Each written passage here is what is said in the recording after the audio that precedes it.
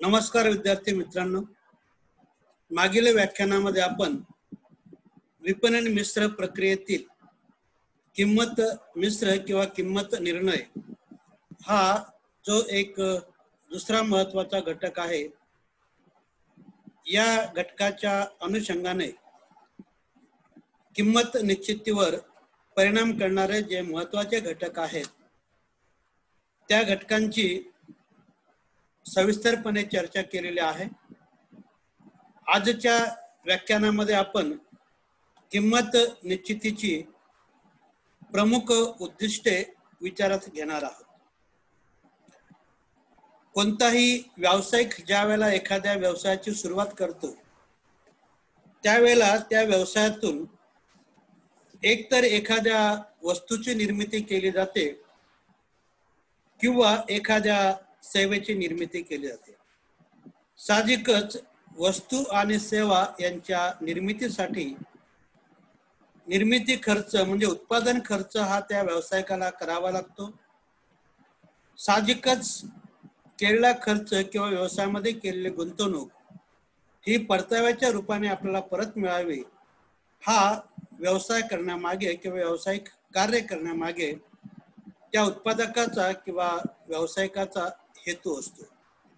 आणि म्हणून सर्वसाधारणपणे किंमत निश्चितीची काही महत्त्वाची उद्दिष्टे आपल्याला सांगता येतील। नफा मिळवणं हे किंमत निश्चितीचं उद्दिष्ट असलं तरी केवळ नफा मिळवणं हे एकमेव उद्दिष्ट नाही, तर या व्यतिरिक्त देखील किंमत निश्चितीची काही उद्दिष्टे आपल्याला सांगता येतील। प्रत्येक व्यवसाय संस्थेची किंमत विषयक उद्दिष्ट किंवा किंमत या घटकाकडे पाहण्याचा दृष्टिकोन हा वेगवेगळा असतो।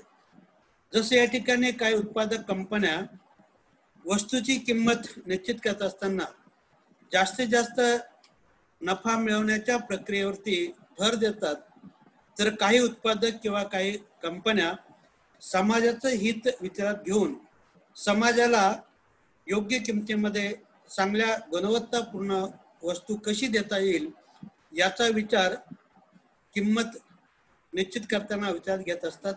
म्हणजे त्यांचं किंमत विषयक उद्दिष्ट सामाजिक हित किंवा ग्राहकांचं समाधान हा या ठिकाणी असू शकतो। आणि म्हणून सर्वसाधारणपणे किमतीची उद्दिष्ट ही बाजारपेठेतील परिस्थिती, व्यवसाय संस्थेची आर्थिक परिस्थिती, स्पर्धेचं स्वरूप, ग्राहकाची क्रयशक्ती ह्या महत्त्वाच्या घटकावर अवलंबून असलेले आपल्याला दिसून येईल।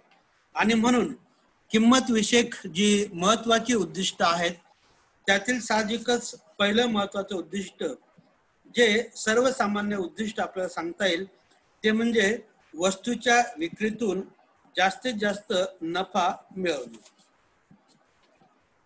व्यवसायाचं हे तत्वच आहे की ज्या वेळेला एखाद्या वस्तू किंवा सेवेची विक्री केली जाते त्यावेळेला त्याचा मोबदला हा त्या संबंधित उत्पादकाला, विक्रेत्याला, व्यावसायिकाला मिळालाच पाहिजे। अशा प्रकारचा मोबदला हा नफ्याच्या रूपाने मिळत असतो। आणि म्हणून किमतीविषयक पहिलं महत्त्वाचं उद्दिष्ट आहे ते म्हणजे वस्तूवरती जास्तीत जास्त नफा प्राप्त करणे। ज्या वेळेला एखादी नवीन वस्तू बाजारामध्ये येते किंवा ती वस्तू दुर्मिळ असते, त्याबरोबरच बाजारपेठेमध्ये त्या वस्तूला फारशी स्पर्धा नसते आणि तुलनेने मागणी मोठ्या प्रमाणावरती असते, अशा वेळेला ग्राहक त्या वस्तूला जास्त किंमत देण्यास तयार असतो। साहजिकच उत्पादक व्यावसायिक या परिस्थितीचा फायदा घेऊन जास्तीत जास्त नफा मिळवण्याचं उद्दिष्ट हे व्यावसायिकाकडून किमतीच्या बाबतीमध्ये निश्चित केलं जातं किंवा स्वीकारलं जातं। किमतीबाबतचं दुसरं महत्त्वाचं उद्दिष्ट आहे ते म्हणजे गुंतवणुकीवरती योग्य मोबदला प्राप्त करणे। व्यवसाय लहान असो किंवा मोठा असो, प्रत्येक व्यवसायामध्ये कोणत्या ना कोणत्या प्रकारची गुंतवणूक करणं हे अपरिहार्य असतं। मग व्यवसायासाठी लागणारे साधन सामुग्री, यंत्रसामुग्री खरेदी करणे, जर पक्क्या मालाची निर्मिती केल्यात असेल तर त्या निर्मितीसाठी आवश्यक असणारा कच्चा माल खरेदी करणे, व्यावसायिक प्रक्रिया पूर्ण करण्यासाठी कर्मचाऱ्यांची नियुक्ती करणं, अशा विविध कार्यावरती व्यावसायिकाला मोठ्या प्रमाणात खर्च करावा लागतो। अशा प्रकारची गुंतवणूक ही प्रामुख्याने खेळतं भांडवल आणि स्थिर भांडवल या दोन प्रकारे केली जाते। अशा प्रकारचं भांडवल हे भांडवल पुरवठ्याच्या विविध मार्गाद्वारे उभारलं जातं। मग यामध्ये भाग विक्रीतून व्यवसायाला लागणाऱ्या भांडवलाचा पुरवठा केला जातो। बऱ्याचशा वेळेला व्यवसायासाठी लागणारं भांडवल हे बँका किंवा वित्त पुरवठा करणाऱ्या संस्था यांच्याकडून अल्प किंवा दीर्घ मुदतीचं कर्ज घेऊन व्यवसायाच्या भांडवलाची गरज ही भागवली जाते। त्याबरोबरच कर्ज रोख्यांची विक्री करून भांडवलाची उभारणी केली जाते। जनतेकडून ठेवी स्वीकारून भांडवलाची उभारणी ही केली जाते।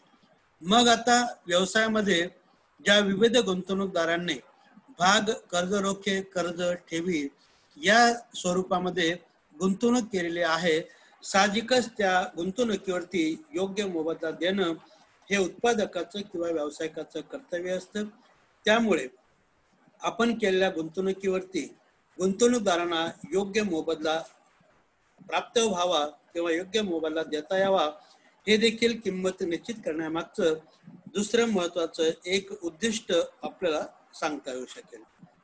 किमतीचं तिसरं उद्दिष्ट आहे ते म्हणजे स्पर्धेमध्ये टिकाव धरून राहणं। आज बाजारपेठेमध्ये स्पर्धा ही मोठ्या प्रमाणात वाढलेली आहे। त्यामुळे एका बाजूला आपल्याला गुंतवणुकीवरती योग्य मोबदला प्राप्त करायचा असतो किंवा वस्तूच्या विक्रीतून नफा मिळवायचा असतो, परंतु त्याबरोबरच तिसरं महत्वाचं उद्दिष्ट लक्षात ठेवणं गरजेचं आहे ते म्हणजे आपल्याला स्पर्धेमध्ये देखील टिकून राहायचं असेल। केवळ जास्त नफा मिळवण्याच्या हव्यासापायी वस्तूची किंमत ही जर स्पर्धकापेक्षा जास्त असेल तर आजचा ग्राहक हा चिकित्सक आहे। तो सर्वसाधारणपणे वस्तूची खरेदी करताना किमतीबाबतचा सारासार विचार करतो आणि त्याला जर कमी किमतीला चांगल्या दर्जाची वस्तू ही दुसऱ्या उत्पादकाकडून प्राप्त होणार असेल तर साहजिकच तो अशा प्रकारच्या वस्तूच्या खरेदीला प्राधान्य देतो। आणि म्हणून विपणनातील आपलं स्थान विक्रेत्याला टिकून ठेवण्यासाठी स्पर्धकाच्या किमतीचा विचार करून उत्पादकाला आपलं किंमत धोरण ठरवावं लागतं। स्पर्धकाच्या किमतीपेक्षा कमी किंमत आकारणे किंवा वस्तूची गुणवत्ता आणि वेगळेपण ग्राहकांना दाखवून देण्यासाठी जास्त किंमत आकारणं या पद्धतीचं किंमत धोरण हे आखलं जातं। शक्यतो स्पर्धकाच्या किमतीशी मिळती जुळती किंमत निश्चित करून बाजारपेठेतील आपलं आव्हान किंवा बाजारपेठेतील आपलं स्थान टिकून ठेवण्याचा प्रयत्न केला जातो। किमतीबाबतचं चौथं महत्वाचं उद्दिष्ट आहे ते म्हणजे किंमत पातळी स्थिर राखणं। उत्पादक आणि ग्राहक या दोघांच्याही दृष्टीने किमतीमध्ये सातत्याने बदल करणं हे हितावह नसतं, कारण किमतीमध्ये सातत्याने बदल होत राहिल्यास ग्राहकाचा त्या वस्तूवरील विश्वास हा उडतो आणि ग्राहक अशा प्रकारची वस्तू खरेदी करणं टाळतात। त्यामुळे शक्यतो एका विशिष्ट पातळीवरती किंमत स्थिर राखण्याचा प्रयत्न हा उत्पादकांकडून किंवा व्यावसायिकांकडून केला जातो। अगदी आवश्यकता भासली तर तेजी मंदीच्या कालावधीमध्ये थोड्याफार प्रमाणामध्ये किमतीत बदल केला जातो आणि म्हणून आज आपण दुकानातून ज्या विविध वस्तू खरेदी करतो सर्वसाधारणपणे वर्ष 2 वर्षापर्यंत त्या वस्तूच्या किमती ह्या स्थिर ठेवण्याचा प्रयत्न उत्पादकांकडून व्यावसायिकांकडून केला जातो। किंमत पातळी स्थिर राखली तर वस्तूच्या गुणवत्तेविषयी दर्जाविषयी ग्राहकांना खात्री पडते, त्याबरोबरच त्या ठिकाणी त्यांचा विश्वास हा वाढतो आणि ग्राहक सातत्याने एका विशिष्ट उत्पादकाचीच वस्तू खरेदी करण्यासाठी प्राधान्य देतात। आणि किमतीबाबतचं एक पाचवं महत्वाचं उद्दिष्ट आहे ते म्हणजे व्यवसायाचा नावलौकिक टिकून ठेवणं। उत्पादकाची विपणन प्रक्रियेमध्ये असणारी प्रतिमा आणि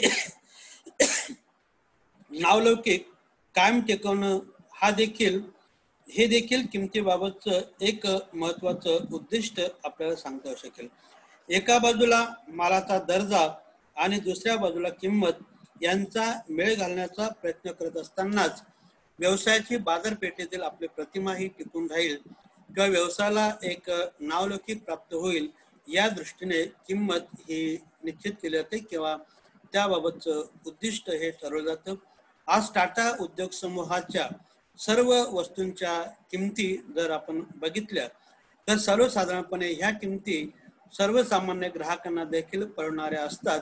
त्याबरोबरच दर्जेदार किंवा गुणवत्तापूर्ण वस्तू ग्राहकांना उपलब्ध करून देण्याचा प्रयत्न हा या उद्योग समूहाकडून केला जातो. आणि म्हणूनच आज देशातच नव्हे तर परदेशामध्ये देखील टाटा उद्योग समूहाचा नावलौकिक वाढलेला आहे. आणि त्यामुळेच नवीन कुठलीही वस्तू टाटा उद्योग समूहाने बाजारामध्ये उपलब्ध करून दिली तर त्या नवीन वस्तूला देखील सहज मागणी प्राप्त होते. त्याचं एकमेव कारण आहे ते म्हणजे त्या उत्पादकाला किंवा उद्योग समूहाला नावलौकिक हा प्राप्त झालेला आहे. त्यामुळे किंमत उद्दिष्ट ठरवत असताना व्यवसायाला नावलौकिक कसा प्राप्त होईल त्या नावलौकिकामध्ये भर घालता येईल आणि असा नावलौकिक कायमस्वरूपी टिकून ठेवता येईल या पद्धतीने किंमत निश्चित करावी लागते. आणि म्हणून किमतीबाबतची ही काही महत्वाची उद्दिष्ट आपल्याला सांगता येतील. आजच्या व्याख्यानामध्ये प्रामुख्याने आपण किंमत निर्णय ह्या विपणन मिश्रणातील जो एक महत्वाचा घटक आहे या घटकाच्या अनुषंगाने किंमत निश्चित करण्याबाबतची व्यवसायाची किंवा उत्पादकाची जी विविध उद्दिष्ट आहेत त्या उद्दिष्टांची सविस्तरपणे चर्चा केलेली आहे. व्याख्यानाच्या पुढच्या भागामध्ये आपण किंमत निश्चित करत असताना ज्या विविध घटकांचा विचार केला जातो त्या घटकांची सविस्तरपणे चर्चा करणार आहोत. आज याच ठिकाणी थांबूयात. धन्यवाद.